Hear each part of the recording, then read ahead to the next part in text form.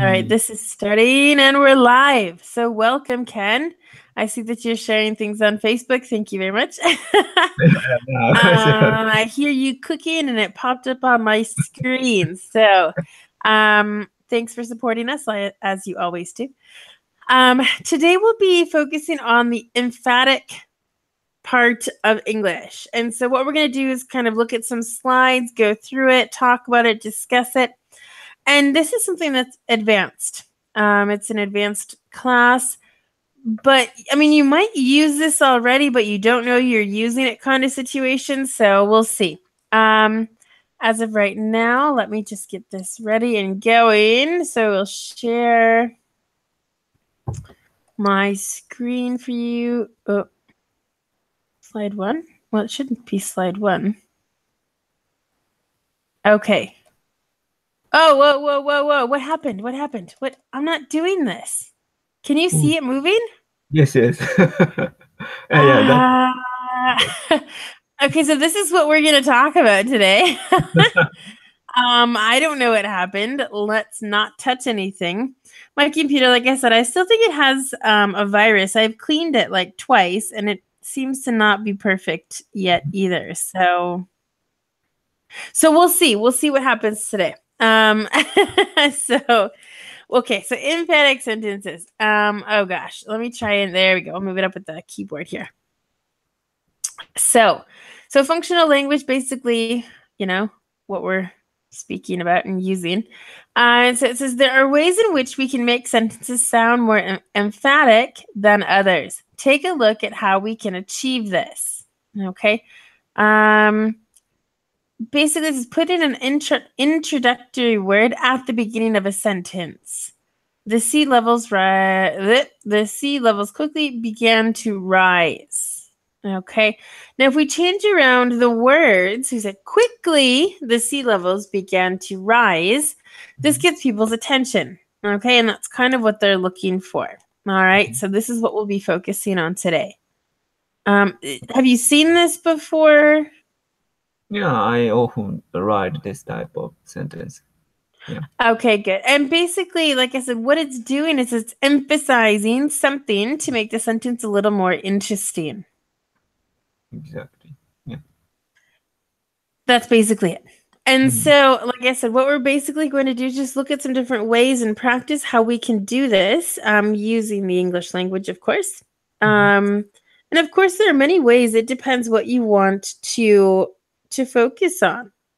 For example, if you want to say the sea levels began to rise. Well, in this sentence, you can say this. Not really. I mean, it depends. For example, the sea levels quickly began to rise. If you say it like that, you're just using, the subject verb complement, which is fine, but you're also focusing on the sea levels. When we say quickly, the sea levels began to rise, then you're focusing on how fast something happened. Okay.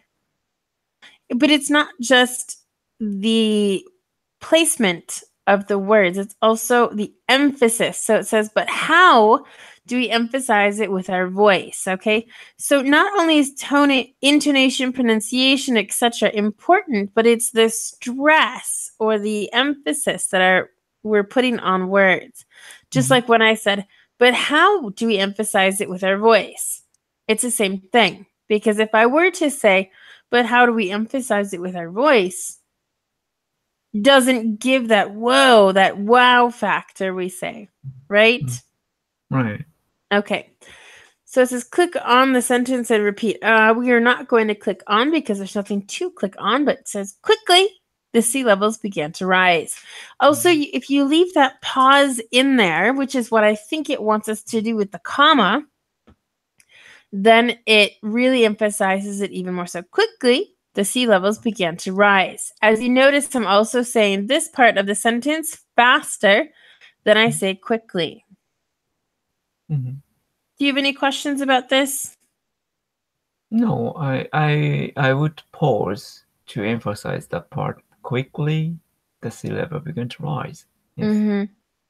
But if you say this sentence, the original, the sea levels quickly began to rise, you might say quickly, a little differently, but in general, it's going to have the same meaning. Mm-hmm. It's not going to have this extra emphasis with the word quickly. Mm-hmm. Let's go down. Right. And oh yes, another way that we can use this is repeating adverbs. So could you read this slide for us? Okay. Did you know the repetition of some words helps to get your readers or listeners' attention? Last night was very, very cold. The storm was really, really scary. Okay, very good. And Rafa, nice to see you today. So yes, it's not just in the emphasis in your voice necessarily, it's the repetitive. And so sometimes I'm so tired today. So I've repeated so probably 5 times, and that's again adding emphasis. And here they're using it with very and really. So Rafa, have you seen this before? Do you know what this is? Emphatic sentences. It's adding emphasis.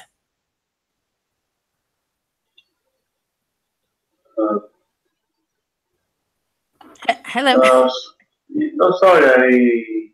It's when you start repeating the same adjective, something like that, or adverb in this case. Exactly. Emphasize. Exactly. I don't know when exactly you came in, but the other slide that we were looking at, whoops, is talking about an introductory word or some part of the sentence in which you want to emphasize. And so you'll start the sentence with that. Okay. So it's a different way that we can use the emphasis. Okay, in general. So then Ken read this. Yes? Do you want to look at that first page a little more? No, I have. Okay. Perfect. If we move down, now it's about using synonyms. Okay, and so we know that, okay, everyone knows good, bad, short, tall, very basic adjectives. And so what we want to do is try and emphasize those. So Rafa, do you think you could read this slide for us? Okay. Using synonyms with an adjective and adverb can help to bring a point or sentence to life. Did you know? This can sound wrong if you don't use it cleverly. Don't overuse it. The high tides were awfully bad. There was a massively large amount of rainwater. But how do we emphasize with our voice? Click on the sentences and repeat. The high tides were awfully bad. There was a massively large amount of rainwater. Okay, good. So basically, not only are we using synonyms, well, with large, for example, which is different from big, we are also using different types of adverbs. So awfully, massively, okay? And I think I've done this in a class, but years ago, and so I don't think it's been recorded yet. And I think I might be doing it in the future.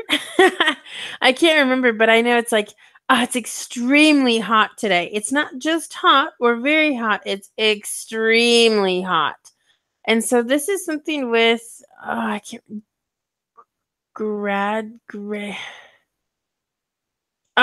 I can't remember the word, graduate, adjective, something like that. But it's a specific, and I think I am going to do a class on it in the future. I don't know when, but I do believe it's in my schedule. So, gratitude. It's so frustrating when you can't remember the word. But anyway, it's this, and so it's just like I said, adding more emphasis. If you were to say the tides were bad, well, the high tides were bad. Okay, so I know it's a negative thing, but I don't know how bad it really was. And so the high tides were awfully bad or terribly bad. Okay. If you say there was a large amount of rainwater, okay, I know there was a large amount, but if you say massively large amount, well, then you're really giving it a lot more emphasis. Okay. Questions with this? No? All right. moving on here. We're going to use the keyboard for this. So short sentences. Ken, do you think you could read this? You can see everything here, right, that you need to? Yes. Okay, great. Can you read, please? Okay. Using a very short sentences, this can sound abrupt but really help to express something in a strong manner.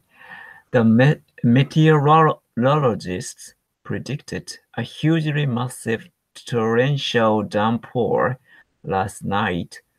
They were right. You wouldn't think the floods would have damaged so much, but they did. But how do we emphasize it with our voice? Click on the sentences and repeat.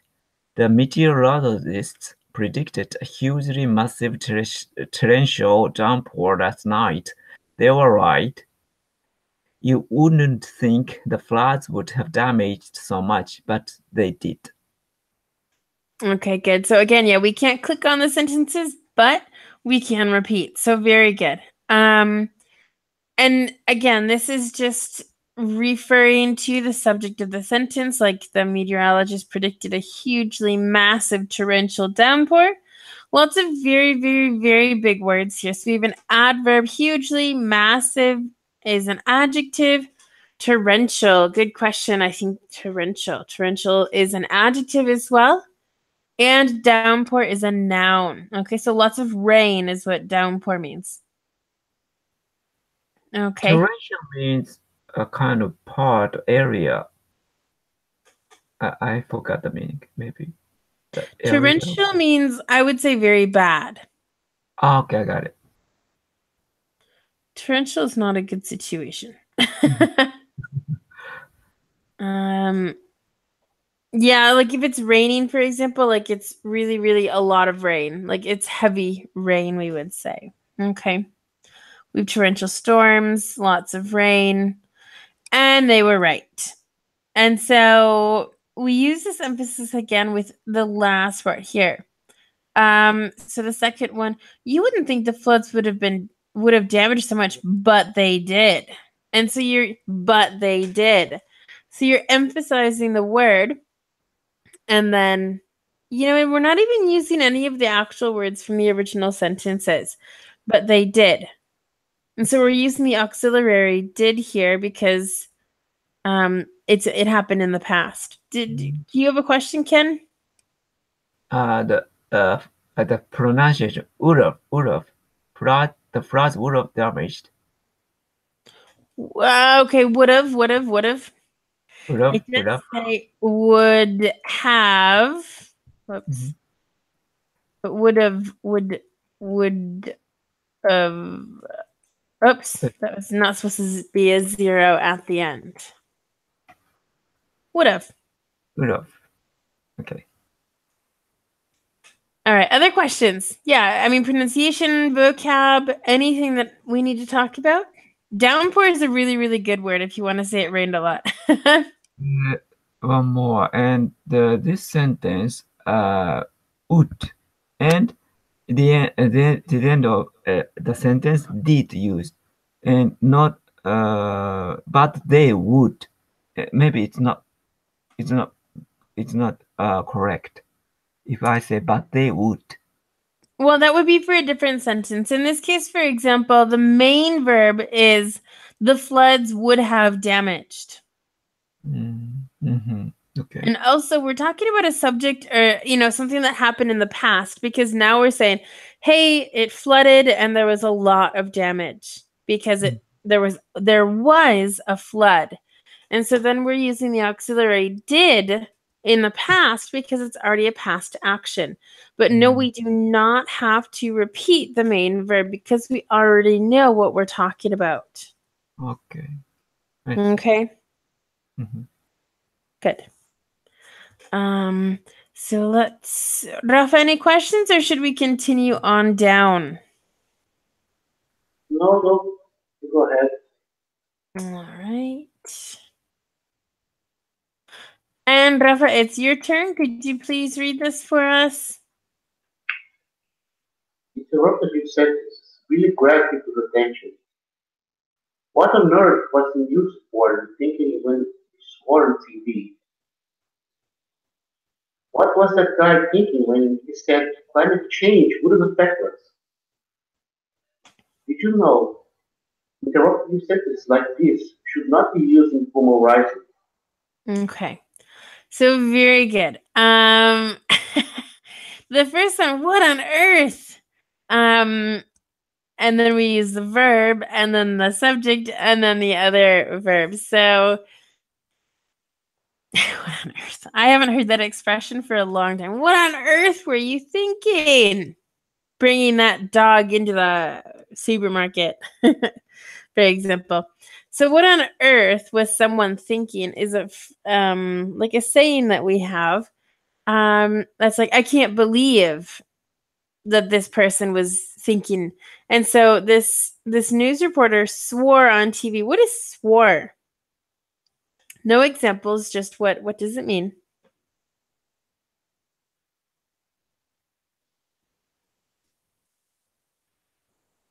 And I'm not going to have any answers.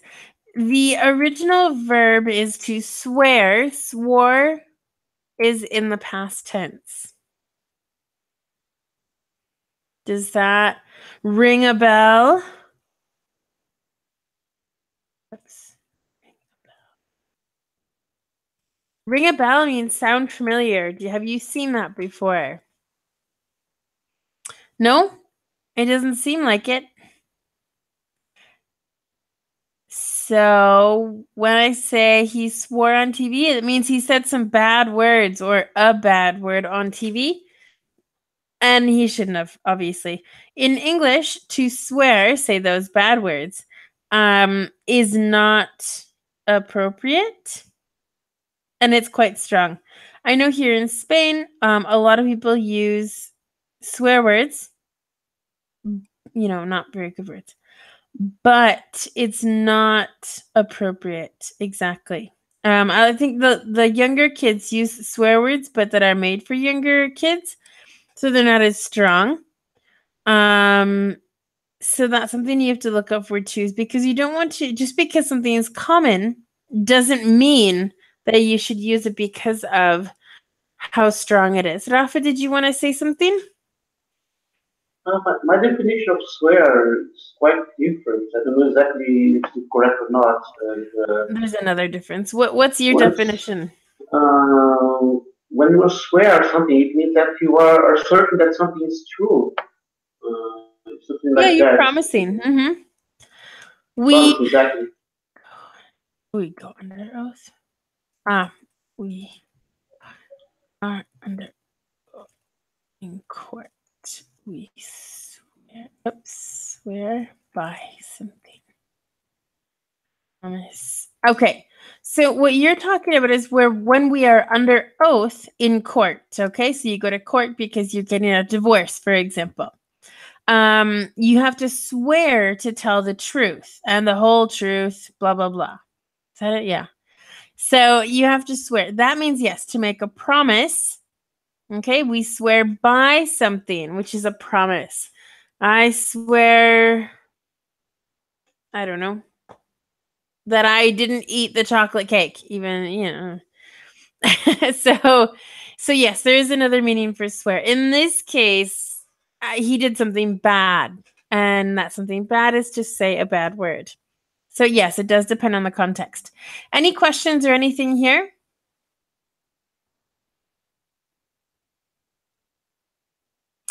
All right, I'm going to take that as a no, and I will move down.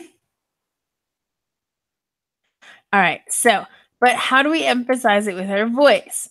All right, so I'm just going to read these sentences. What on earth was the news reporter thinking when he swore on TV? So again, I'm emphasizing the beginning of this sentence until earth. What on earth was the news reporter thinking? Okay, once we know who it was, then we can say the person, he, when he swore on TV. All right, and the second one, what was that guy thinking when he said climate change wouldn't affect us? So it's just intonation more than anything, but it's also slowing down the word when you say it. Okay. Any questions here?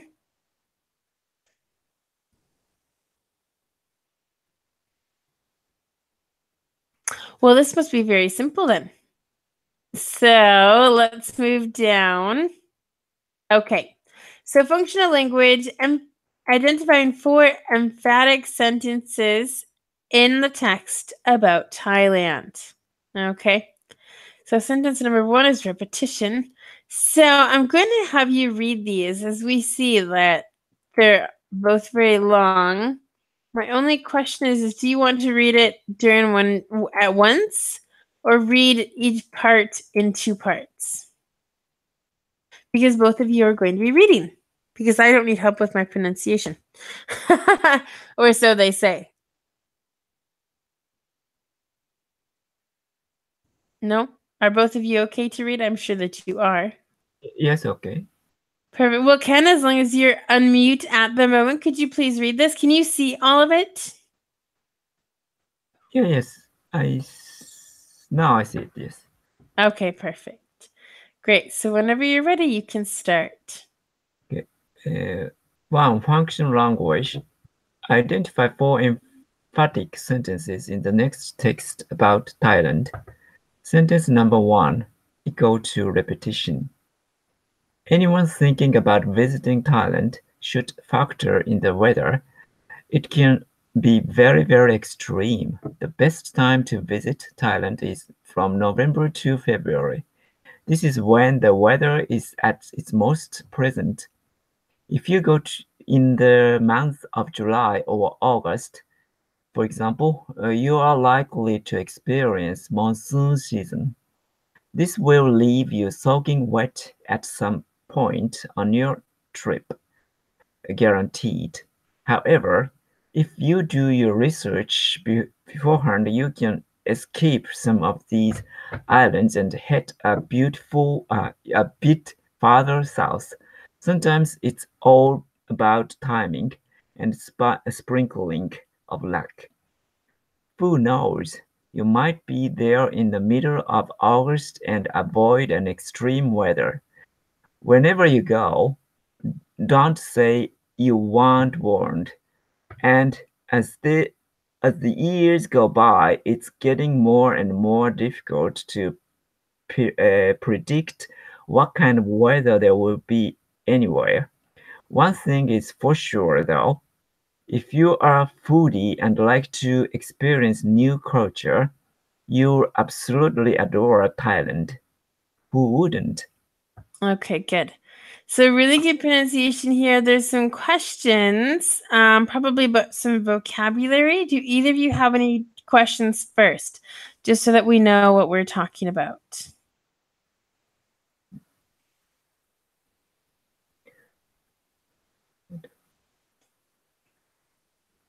Because there's some questions that I'm going to ask then if you don't have any questions.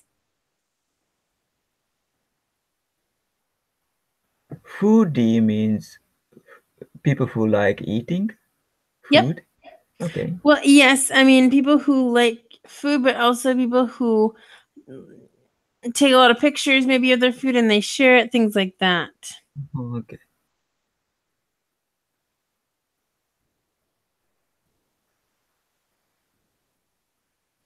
No other questions? No from me. All right. Rafa, any questions here?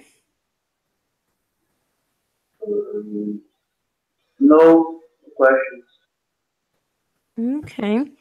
We'll get I'm just going to ask a couple here. This one, soaking wet. It says this will leave you soaking wet. What is soaking wet in this case? Very wet. Mm-hmm.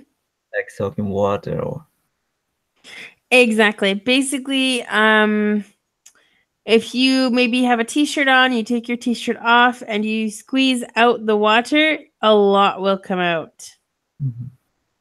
Okay. So that's fine.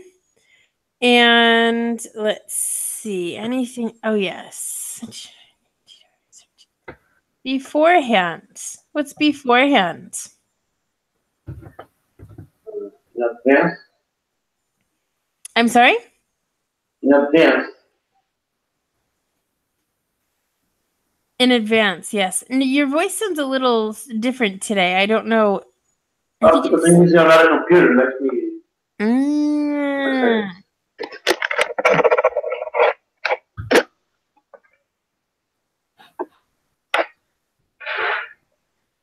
So yes, as Rafa said, beforehand is in advance. Let's see, there's something else here to. All about timing. What's timing? Timing is timing. Timing or such things, kind of. And how else could you say that word? Oh, it's a good timing to be online, to take an online class. Okay, well, yeah, because the time Time is management. Yeah, sure, time management, exactly. Good timing. For example, when I first started class, I said, Ken was sharing the link on Facebook, and that was good timing because if someone sees that within a minute, they can join the class as well. So it's all about good, doing something at a specific moment of time, which is convenient for another reason. What about a sprinkling? A sprinkling of luck, but what's a sprinkling? Sprinkling water or such things. Okay, and what's that action?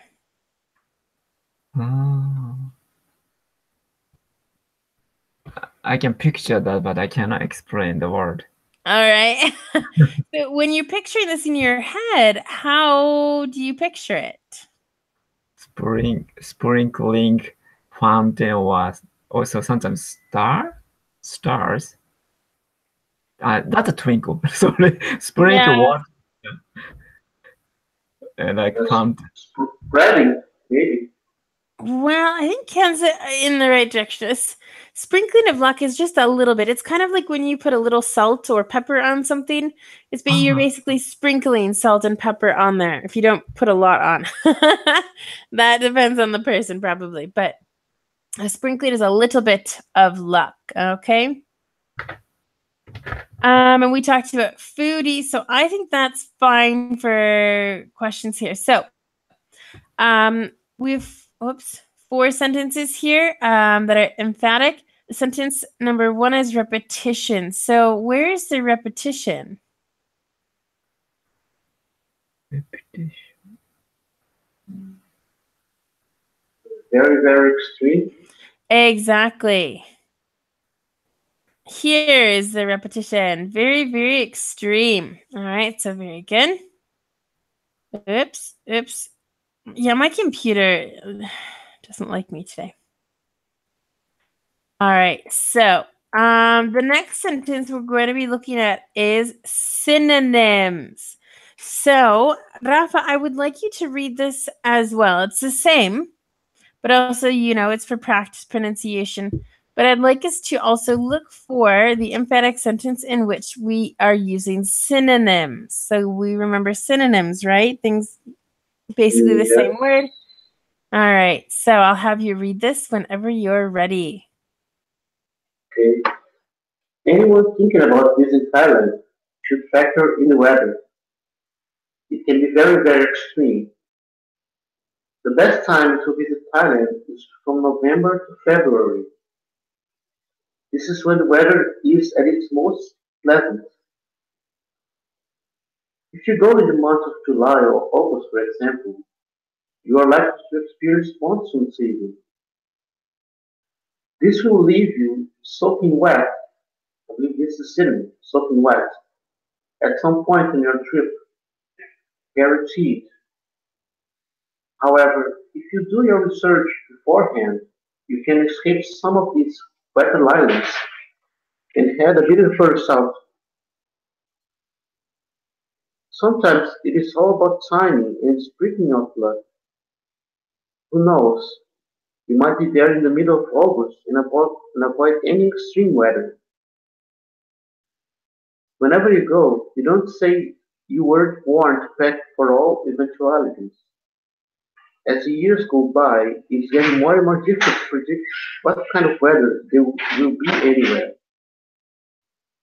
One thing is for sure though, if you're a foodie and like to experience new cultures, you will absolutely adore Thailand. Who wouldn't? Okay. So very good. And did you give us the answer while you were reading? I believe it's the soaking wet is the synonym. I'm going to agree with you there. Yeah, there's synonyms, soaking and wet. It's just we're adding that extra soaking wet. Because you can say this will leave you soaking at some point on your trip, or this will leave you wet at some point on your trip. So we're just adding the emphasis here. Any questions about this?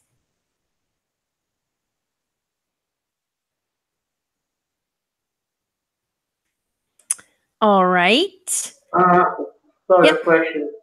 What does path to all eventuality mean? I'm sorry, can you repeat? To pack for all eventualities, it means to pack your bags and get out.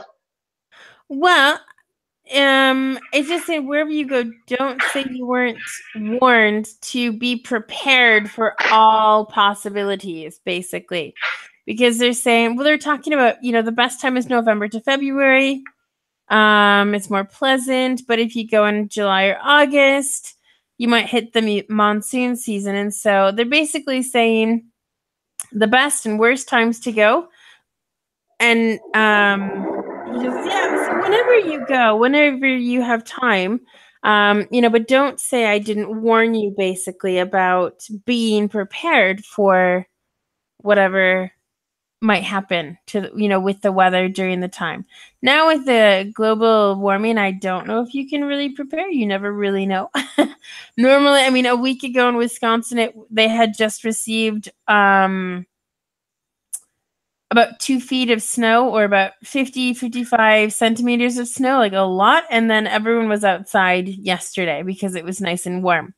The snow is melting, but a huge difference. And so that's not normal. And here, like I said, we had terrible weather for about a month and a half, lots of rain. And this week it's supposed to rain again. It's sunny at the moment, but it's not normal. So they're just saying, be prepared for all different kinds of situations.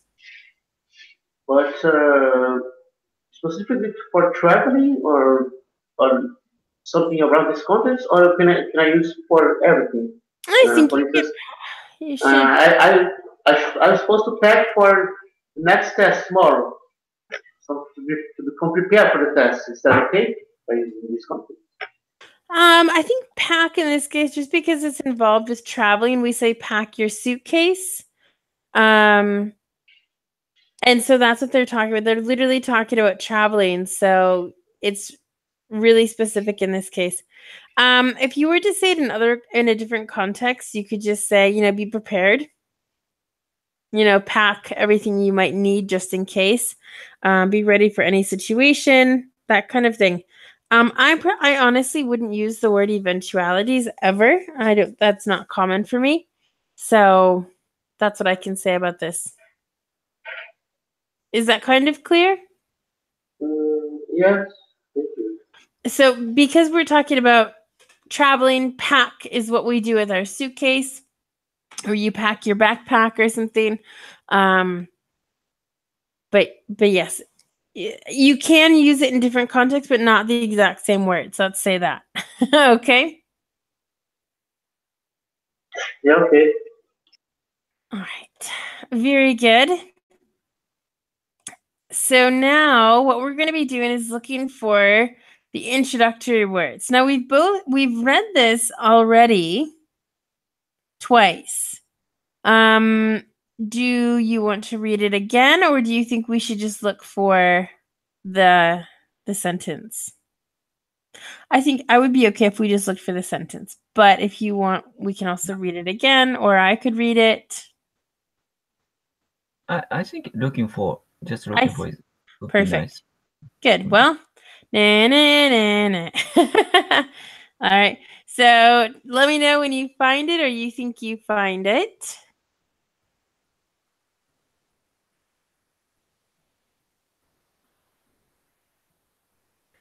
How about for example? It's not word that it's not interaction.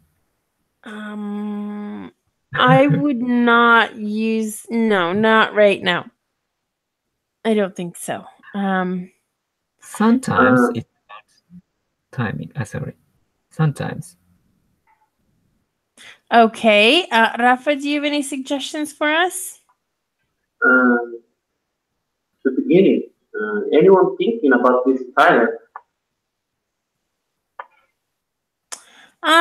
I wouldn't use it like that. I mean, let me go back to where we first saw the introductory words. 1 second. No, and this one. So with the introductory word, it's normally it could be in the middle of the sentence, but we're taking it out and putting it at the beginning so it's more noticeable.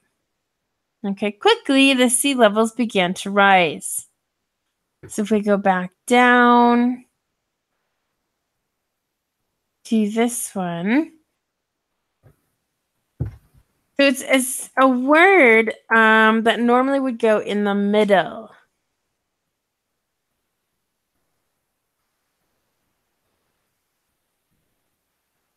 Any other suggestions? Do you want to stay with your first answer?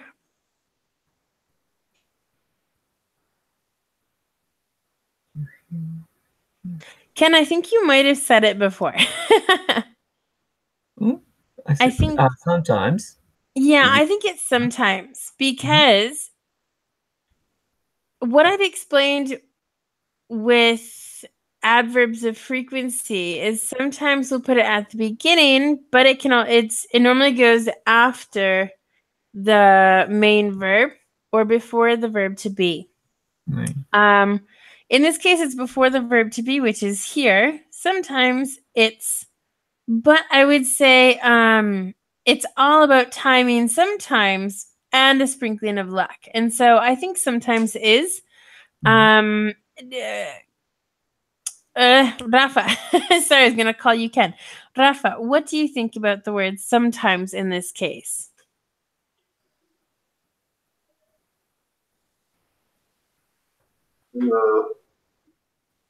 About their construction, about their classification. It's an adverb, I think.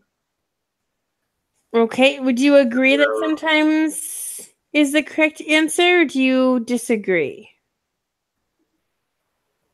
Can I put as the years go by as well, or no, it's a different connotation?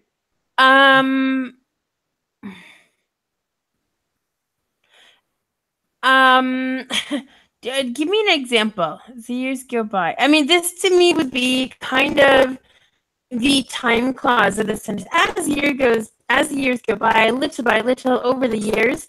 So that to me is a time clause in which it goes at the beginning or the end of the sentence anyway.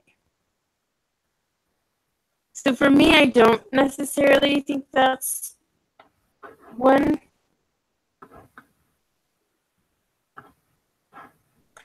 No, it's okay. It is sometimes I believe it's the best case for this answer. Okay. For this situation. All right. Well, I think it's sometimes also, I mean, even if you want to say, who knows? I mean, that's kind of getting your attention too, because that's kind of one of these phrases that, just is a little different. Because you could eliminate this and say you might be there in the middle of August and avoid any extreme weather. So who knows kind of grabs your attention as well. So it's a little bit different. Okay. And if we go to this next one, look, it's happening again. Stop. Stop looking, everybody. Where am I trying to go? Where am I? 1 second. My computer has a mind of its own today. Okay, so Yes, your voice is a little bit noisy right now. Noisy? Yes. Voice is breaking again. I can't let it break because I can't leave. Yeah, okay. Is it still bad? So, yeah. I can hear you even though your voice is breaking, but I don't know, Rafa. No, So, you can go ahead. Your sounds a little bit like a robot, but it's hearable.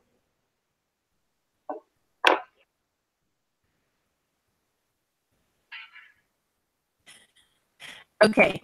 I'm going to try not to speak a lot.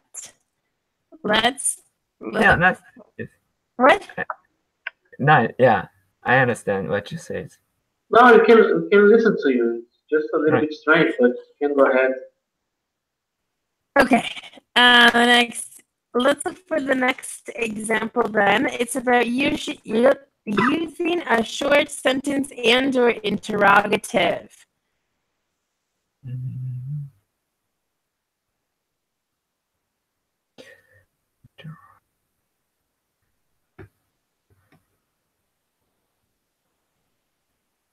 So I forgot the meaning of interrogative. Interrogative is a short question, or it's a question. Ah, yeah, that's somewhat informal expression, like what's on earth, like thing. Okay. So do we have any ideas?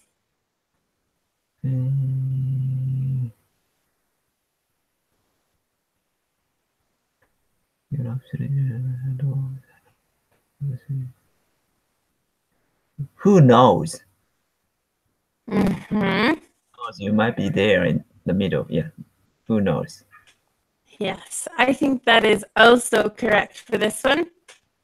I know I mentioned it for the third one, but I think this is a better place for it. Rafa, do you have any questions or comments with this?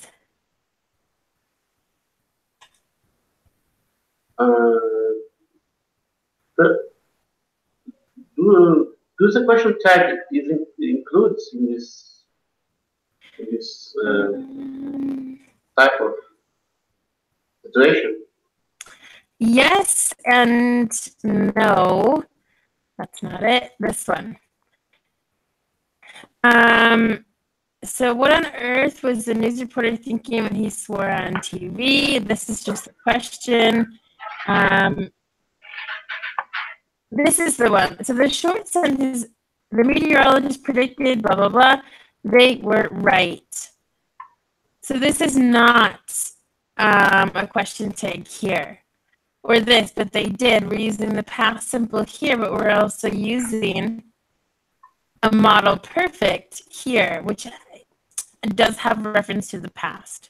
And so it's not exactly a question tag, but I understand you that I sure could understand that you might think that. It's hot out there today, isn't it? In this case, the isn't it would be what you're referring to, the short kind of sentence, but isn't it isn't a different sentence. It's still with the first part. It's kind of like the conditionals in which we have two parts, but they're not two separate sentences. Does that make sense, Rafa? Okay. Okay. Yes and no. Yes, because I understand what you're talking about. No, because it's not completely a separate, different sentence. We use them both together in the same sentence. Yes. Any questions? No. Okay. All right. There's a couple more slides. So let's go back down. Yes, I'm doing this on purpose. Okay. And now it's the overemphasized. Now this will depend on the person, okay? It's not exactly one specific word always. It could be different depending on who's saying it or what you want to focus on, so it really depends. I mean, the who wouldn't here, oops, the who wouldn't would have been our last one. The short sentence or interrogative, it's both. All right. So now that the overemphasized, there's a lot of things we could overemphasize. The Nice. best time to go to visit Thailand is to leave you soaking wet. Okay, not just the synonyms here, but also the intonation. However, if you do your research, there's that, or who knows? Wherever you go, as the years go by, one thing is for sure, though. Okay, so like I said, it depends. I know it says there's 5 words here, but I mean, there could be even more or less depending on the person. And as we don't have a recording for this, we don't really actually know. Any other words that you would overemphasize in this? How about very, very extreme? Of course. Okay. Yep, so this just absolutely depends on the person. Let's go down. I'm going to use my keyboard again. Okay, so what are these sentences using to grab attention? It's a really, really big storm. Which part or which one is it? Interrogative, repetition, synonyms, introductory word, or short sentence? The first one. It's a really, really big storm. Repetition. Very good. Number 2, what on earth did she mean when she said he didn't understand climate change? Interrogatory. I forgot the word. Interrogative. Okay. It's using that intonation, interrogative as well. Negative. Good. Okay. The country experienced an awfully scary tornado.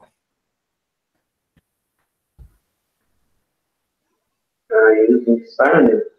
Synonyms, absolutely. There's similar words.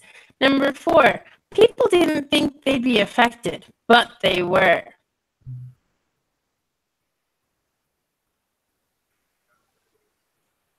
Using short sentences. Uh-huh.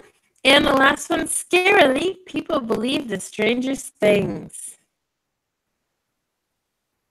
That's a conversion thing. I forgot the word though, but conversion. Scary. Inversion. Inversion, sorry. Yeah, scary at the beginning. Exactly. And so what they're saying here is this would be the introductory word. So Sorry, people I believe that option, so I lost. Okay. that's okay. No problem. Well, that is about it for today. So where are you? Here you are. Perfect. Do I still sound like a robot? Yes, unfortunately, but yeah, I can understand you. Yeah. Okay. Well, we are going to finish. Next class is pronunciation, tongue twisters.